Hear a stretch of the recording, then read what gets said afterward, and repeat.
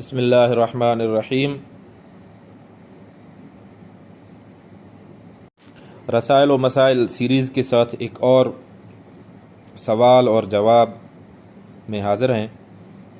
یہاں سے جو فصل شروع ہو رہی ہے وہ اصول حدیث کے حوالے سے سوالات ہیں اور ان کے جوابات ہیں۔ اس سوال کا جو ٹاپک ہے وہ ہے عہد نبوی صلی اللہ علیہ وسلم کی حدیث کی کتابت اور تدوین۔ سوال کرتے ہیں کہ اگر حیات طیبہ نبویہ کے واقعات کو ماخذ دین کی حیثیت حاصل ہے اور ان سے تشریعی احکامات کا انتزاع ناگزیر ہے تو ان کی کتابت و تدوین عہد نبوی میں کیوں نہیں ہوئی؟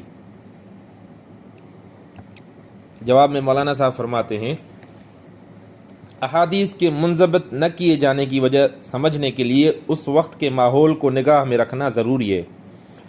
اس وقت لکھنے پڑھنے والے کم تھے اور سامان کتابت اور بھی زیادہ کمیاب تھا۔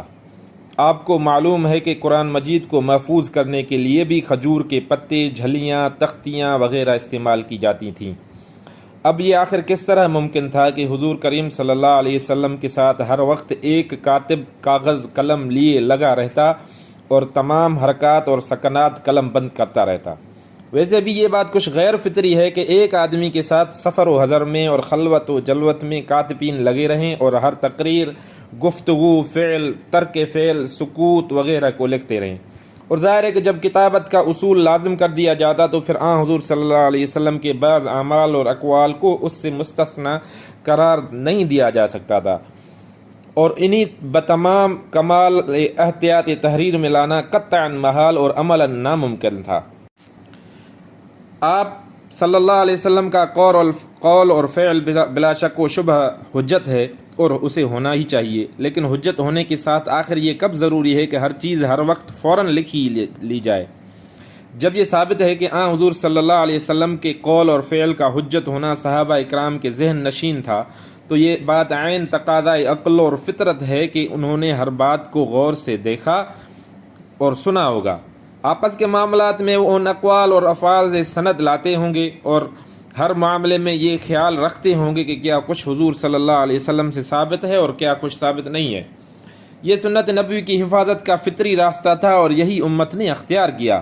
قرآن تو ایک قابل کتابت چیز تھا اور مختصر تھا، اس لیے لکھ لیا گیا، مگر حضور صلی اللہ علیہ وسلم کی 23 سالہ زندگی کے احوال اور حرکات اور سکنات کو اور اس ماحول کو جس میں حضور صلی اللہ علیہ وسلم نے یہ سب کام سر انجام دیے، عالم واقعہ میں آتے ہی عالم تحریر میں نہیں لایا جا سکتا تھا۔ مجرد ظہور کے وقت تو یہ سارے امور ذہنوں اور حافظوں میں ہی محفوظ کیے جا سکتے تھے اور دیکھنے والوں سے سننے والوں تک کی زبانی ہی پہنچائے جا سکتے تھے۔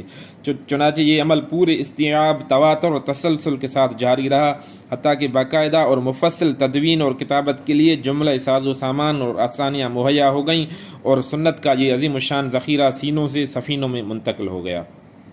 ترجمان القرآن 1954۔